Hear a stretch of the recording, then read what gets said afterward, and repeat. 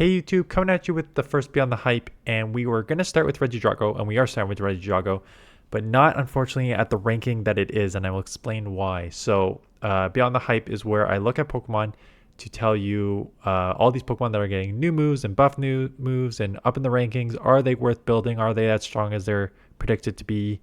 What are their strengths and weaknesses? Not everything's going to be amazing.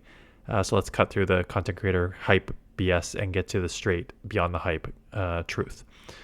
Now, Regidrago, Dragon Breath got reworked for all these dragons, and there's a reason that all these dragons have risen because generally most are with good stats to begin with, a good typing that resists a lot of the main meta like water and fire and grass and electric, and then you now have them getting to their moves much quicker. So Dragon Breath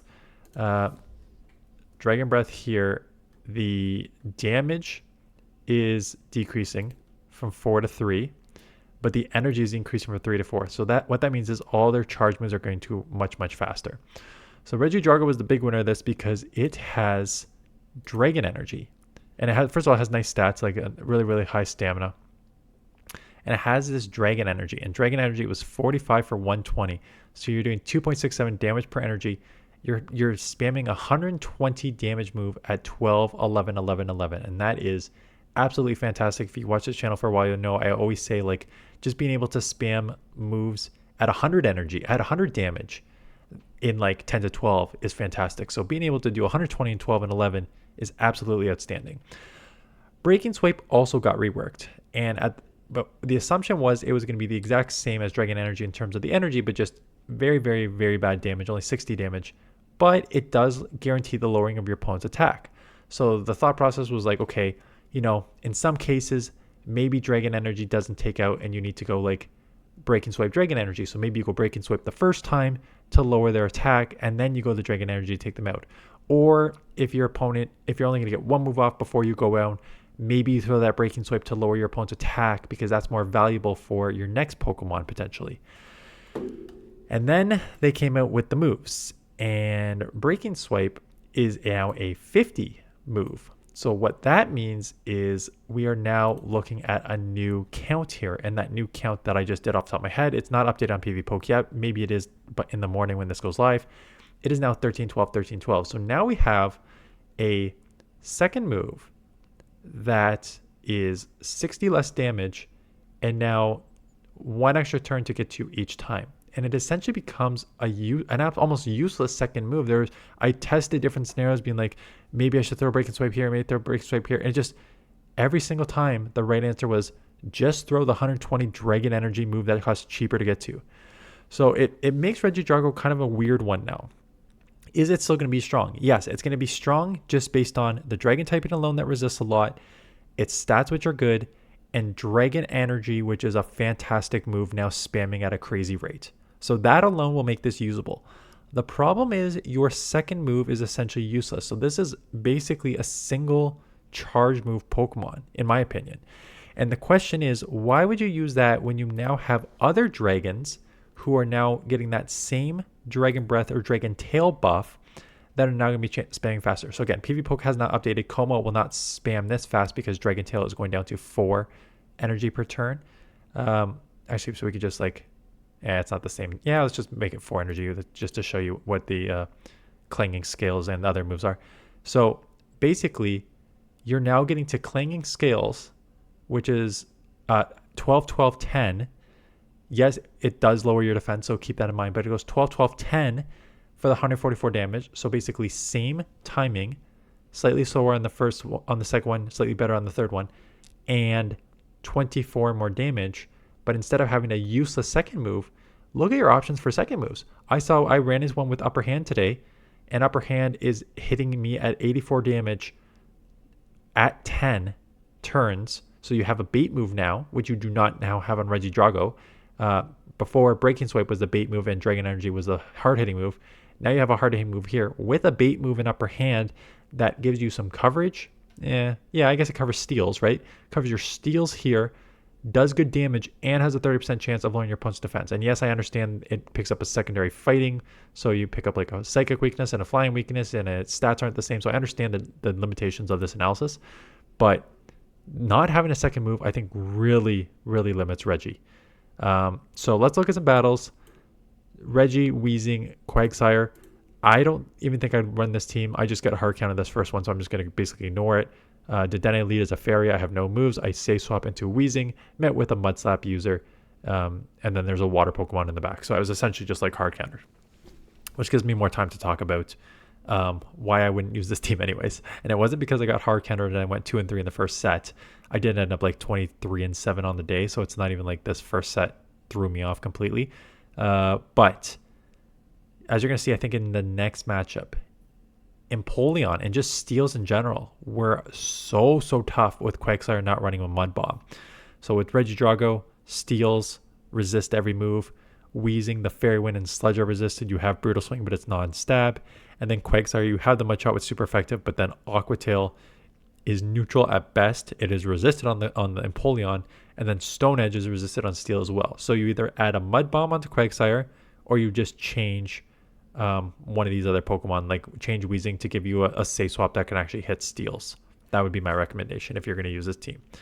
So we'll start picking it up at the next matchup, because otherwise I just can't get out of this alignment. Not much you can do here. And I actually almost posted in my Discord, like, is anyone getting the spinning ball of death?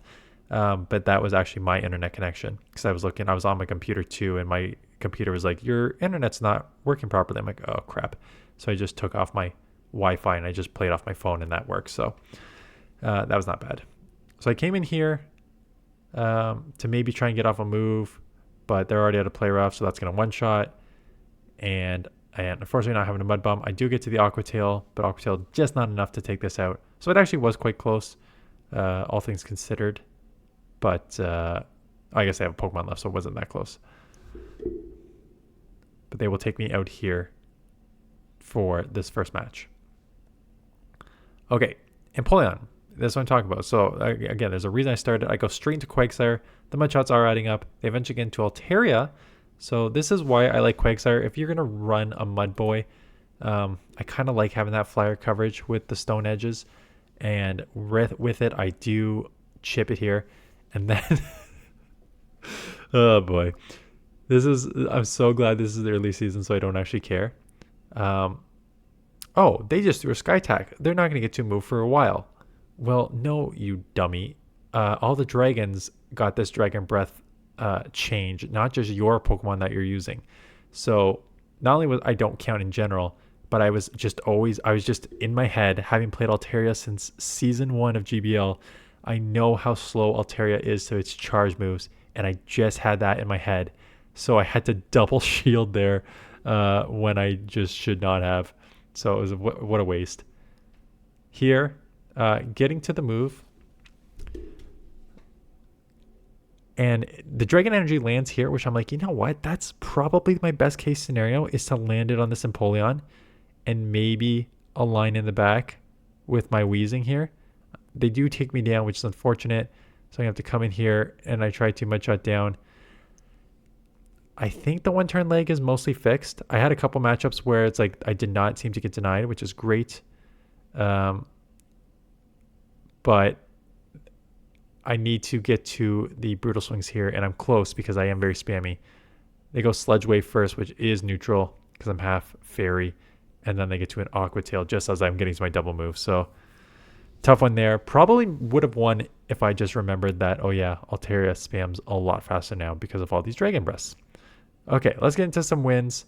Clodsire lead.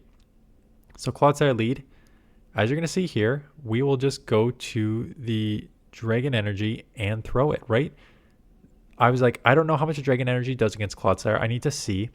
And it does like just over 50%. So you need to go, because Breaking Swipe is such a bad move, you need to go double Dragon Energy or else you would not take this out.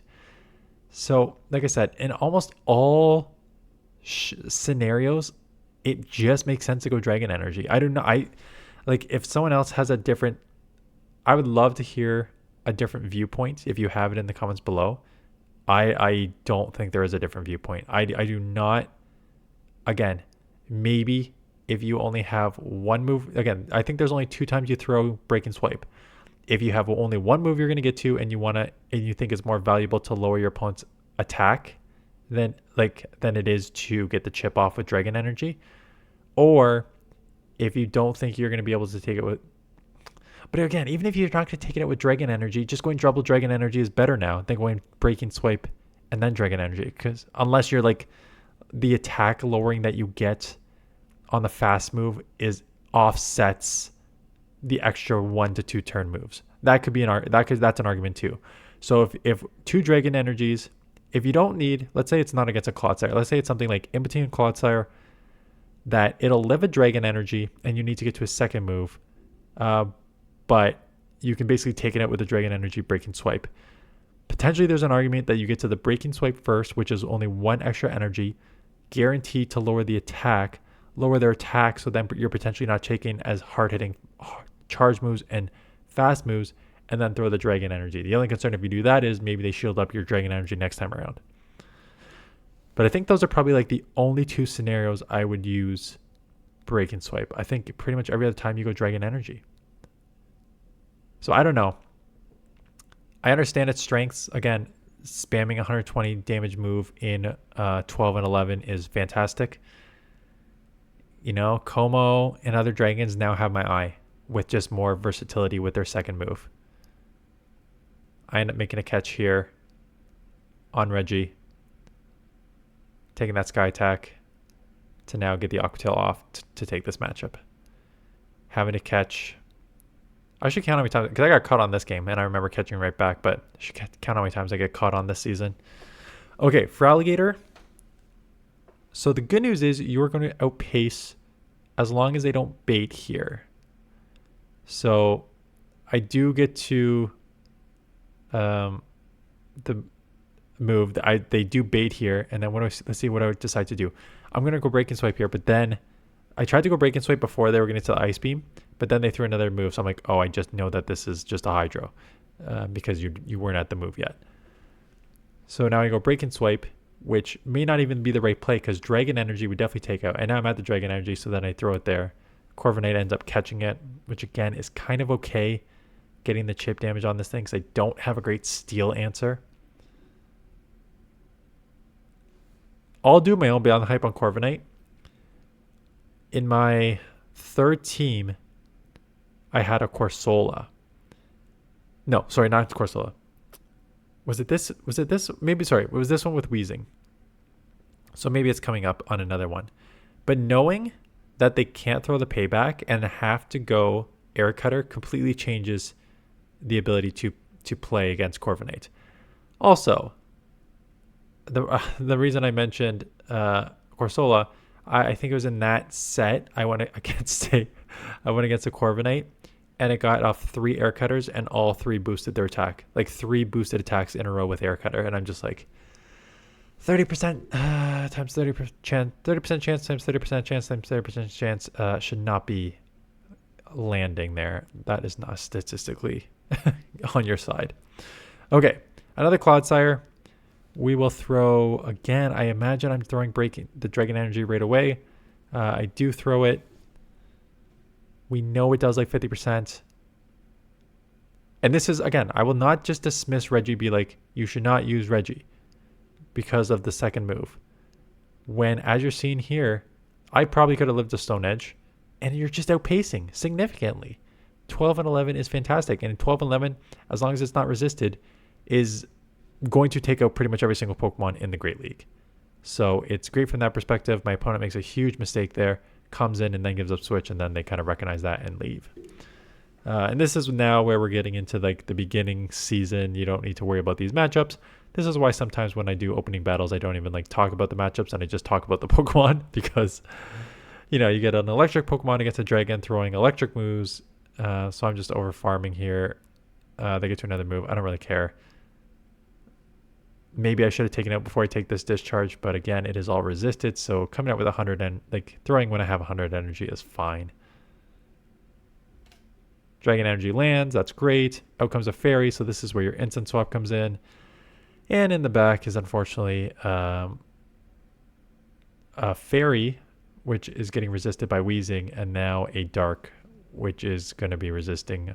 I'm resisting all the fast moves and the charge moves here. So actually, if they have a Thunder Punch, I would have hit neutral, but If I remember, they throw foul play, which makes this a basically top left game for my opponent. And again, it's not, I don't care. If any content creators puts in, I went 5-0 or 10-0 with this team, it does not matter. I don't care if you go on a 25 game winning streak to start the season. It does not matter.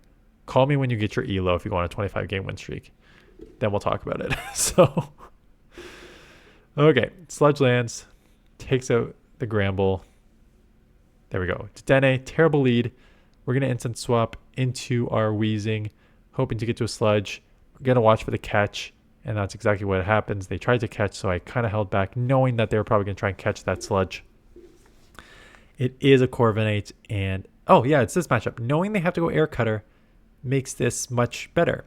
However, Sand Attack is super effective, and 30% chance seems to raise their attack more than 30% chance of the time. So it did not raise there, but if I remember, it does raise on the next one. I think it raises on this one. There's your Air Cutter. No? I remember raising on a couple here. So I do get off. I was on another one, but just goes down with that. I'm basically just sacrificing this. I don't even care if they get a payback off and ship me to like the deep red. This is just a sacrifice. Quagsire has to try to run here. So take it down. Quagsire instant swap into the Dene. What do we got in the back here? Oh, another hard counter team. Okay. So Fairy on my Regi. And then a Steel on my Fairy and Poison. And now a Grass on my Mudboy. This is why I did not start well with this team. So yeah. It is what it is. What are you going to do? So they have two Frenzy Plants, and I'm just going to let the second one go because there's no point. But I think I did pretty well for the other remaining matchups, but I don't think there's many left. A couple more. I know we talked a lot at the beginning. Another Fairy lead.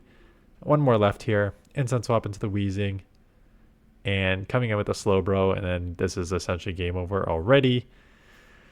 Coming in with a Psychic type into something that has Brutal Swing and is basically already at 1.5 Brutal Swings is not where you want to be if you are them.